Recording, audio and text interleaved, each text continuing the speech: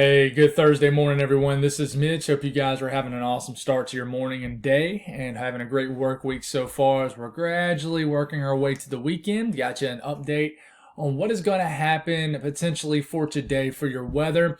The north central U.S. will continue to be very active. In fact, I think it'll be the most active day out of the last several days, really out, this week so far where we've had multiple severe weather episodes. So I do think today it's going to be quite active. There's going to be a tornado threat, large hail threat, and there's going to be a big time damaging wind threat, as I think any supercells that do develop in the north central U.S. quickly form into a nasty line of storms that really could produce some damaging winds. So we're going to talk about that and talk about a couple other things too towards the end of the video. I appreciate the ongoing support. Subscribe if you haven't. Like the video if you do, and I really appreciate people who continue to tune in regardless. I've kind of backed off from really focusing in on growth so much and just been kind of enjoying the relaxing period of how slow it's been. And, I've just kind of taken a step back from viewing it so hard on that. But, you guys continue to view my stuff. So I really appreciate you guys. I really do. If you guys got anything that I can pray about, please put it in the comments below. It gives me an opportunity to pray over it, and it gives others an opportunity to do so too. And I got an unspoken prayer request. Well, it really isn't unspoken. My kids have been a little sick the last couple of days, especially my youngest, my 4-year-old. She's not real sick, just coughing really bad at night. And I tell you what, we have been lacking some sleep as parents, being up throughout the night trying to tend to her. So I really appreciate the prayers there, but nothing big or anything like that. But let's get rolling this morning. Let's talk about what's going on. There is a large enhanced risk for this portion of the country. This includes areas of Nebraska, South Dakota, North Dakota, a large portion of Minnesota, and also a pretty large area of Iowa. And this is not upgraded to a moderate risk. There is a chance that it could. And I'm really watching if it does for this area right into here. This will be probably a wind-driven moderate risk. So if you're watching this, it's a little bit later in the morning or day. The chances are you're looking at this and this is old news. So, it could be upgraded to a moderate risk, but we'll see how this goes throughout the coming hours for sure. But enhanced risk up for this large area, and really this is because of a low pressure riding this broad trough that's been sitting across the western and central U.S. for a while now. But we need to watch out today. Tornado threat will be the highest right where the kinematics and the thermodynamics overlap. Thermodynamics meaning the high dew points in the 70s, things like that, and high levels of CAPE, which is in response to these high dew points, and overlapping these kinematics or underlapping, however way you want to put it. The kinematics will be best in this area where you will have backing of winds. We're right up to this surface trough, low pressure, you can call it the triple point, where you will have the best kinematics, low level jet. There will be some directional shear, some spin to the atmosphere for sure in this area today. So in this 10% risk, that's a 10% chance of a tornado, 25 miles at any given point. Wind damage, wind threat today, 45% risk. This is broadened a little bit, so it's gotten a little larger, but you have a 45% chance of seeing damaging winds in 25 miles at any given point in this area right here. There's also a chance of damaging winds down here in the deep south. We'll talk a little bit about that, but some pop-up showers and storms could form this evening. Hail threat is pretty significant. There's also a 10% risk over this 30% risk right here of large hail, 10% hatch risk, which means chances are there for significant hail the size of 2 inches in diameter or larger in this region. So please be careful, especially earlier on in the cycle of these storms where they'll be supercell in nature really early for a real brief period, maybe only as little as maybe 1 to 2 hours before they really consolidate into a line of storms, and really the damaging wind threat quickly becomes the biggest threat. We'll take a look at water vapor loop. You can see this big broad trough with pieces of energy that keep shooting along it or ejecting across it, and that's what's going to happen today. You got leftover energy funneling through North Dakota, Minnesota this morning. Then you can see this big spin right here. You got multiple vortices kind of competing out here, and that just tells you that it's a weak spin out here. But what's going to happen here today is showers are going to pivot in from the northeast into the Carolinas. In fact, they already kind of are, and will continue to do so through the morning hours and late and afternoon hours. So you'll probably see increasing cloud cover from east to west in the Carolinas. The cloud bank will probably make it all the way into eastern areas of Georgia. So you might start off the day here in the Carolinas with no clouds, but then by the time you head home for work, Could be cloudy, maybe some showers around. Some storms could definitely pop up here in areas of the deep south today for sure. But we'll take a closer look at what's going to happen in the north central U.S. today. And moving forward, I'm not going to stay on this long. It's pretty cut and dry information, really. You know, you're looking at this. This is around 3, 4 o'clock this afternoon in the north central U.S. I'm talking about the Dakotas, Minnesota, Iowa, and Nebraska. You watch right here. This is going to be the dry line and the initiation point, if you will. And what happens here is you got big time dynamics east of this dry line, like you always do, and stable conditions to the west where you won't have any severe weather. Well, you know, there's actually been a decrease in general in some of the short range models of a significant cap in place. Cap meaning an area of stable air aloft that prevents updrafts from really rising into the atmosphere, therefore storms really exploding and strengthening. So you're likely going to have some nasty weather all the way down into central Nebraska today. Very early on in this storm cycle, this will move very quickly out. And I really think this is when you have a tornado threat right into this region, when these storms could really become supercell in nature. Especially, watch out, I really think this will develop, and then in the coming hours, right up into this area right here. You see this kind of indention, if you will, where it kind of fingers off right here.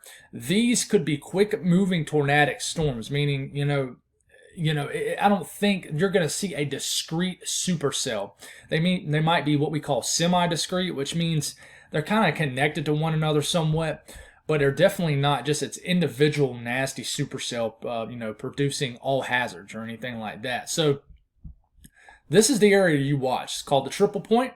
It's where all the dynamics overlap all the way up to just southeast or south or east of the low pressure. We got to watch out for that today. But this will quickly develop into a line of storms. How consolidated will it be? Wherever it's the most consolidated, meaning the strongest part of this line, that is where the damaging winds are going to be the worst.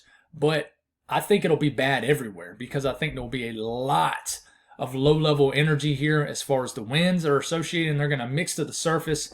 And damaging winds are going to be a big threat here. This is well west of Minneapolis, but I think this will start to move into areas of northern Minnesota in the later evening hours into the overnight hours. But this will quickly weaken overnight. But really the first few hours of this, damaging winds, a big threat where you get that 45% risk right in this region. This includes areas of southwest Minnesota, eastern South Dakota, areas of northwest Iowa. If I mix up a direction here, I'm sorry.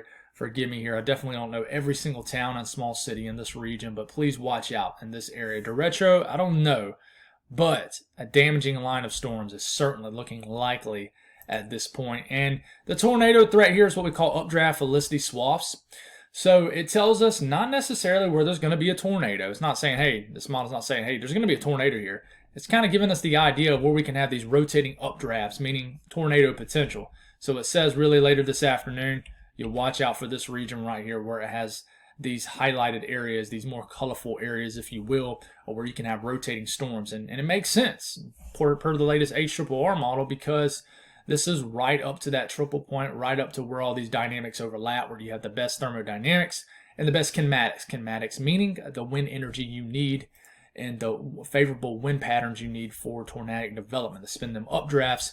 But one thing I'm really concerned about, which I just mentioned, is the winds with this. As this is moving forward, this line of storms will continue to come together. And look at these pockets of 40, 50, 60 mile per hour winds. If you're wondering what these colors mean here, right here, that's 60, 70 mile per hour winds. You look at this scale down here, you keep this going, and then it wants to push it to 80, 90 mile per hour winds inside some of these stronger segments in this line of storms. So I'm telling you, there is a tornado threat today, but there's a reason why the Storm Prediction Center says, hey, the wind threat is the biggest threat here.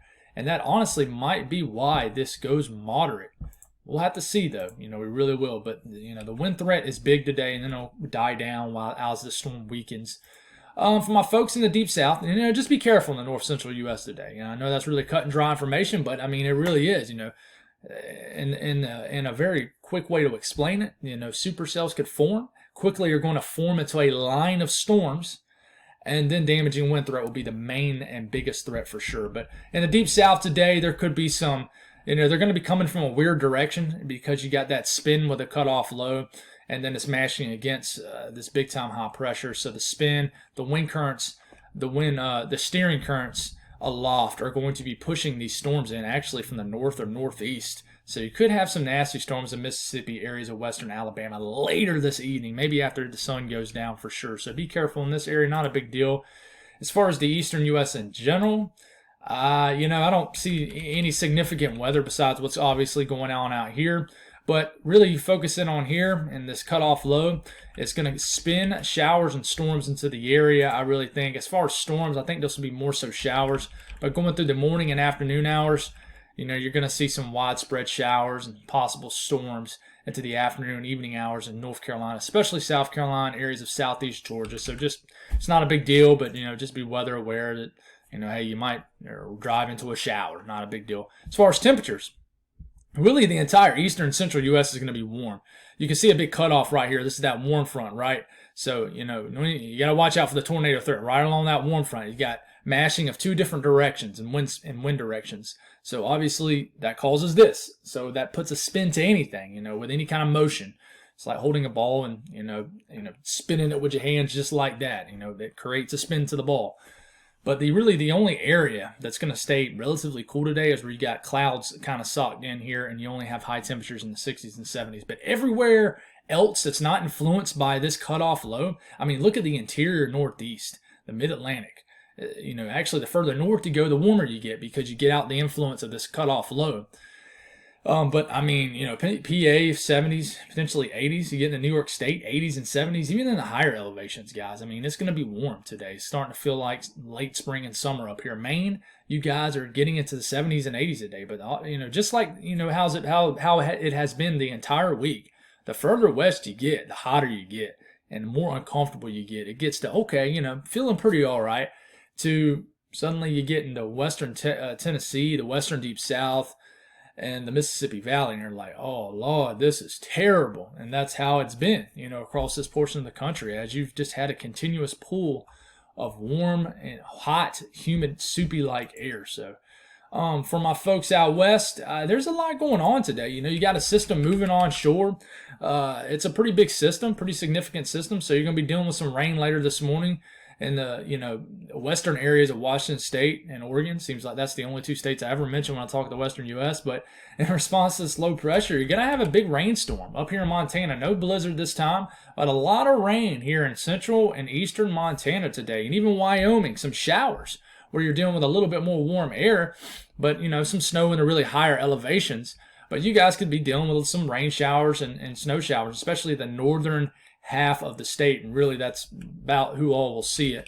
But that's about it, guys. You know, talking about temperatures, where you have weather happening, it could stay cooler than average, but where you don't, around average to above average, well, average to slightly below average. You know, no extreme to the other out here. It really isn't.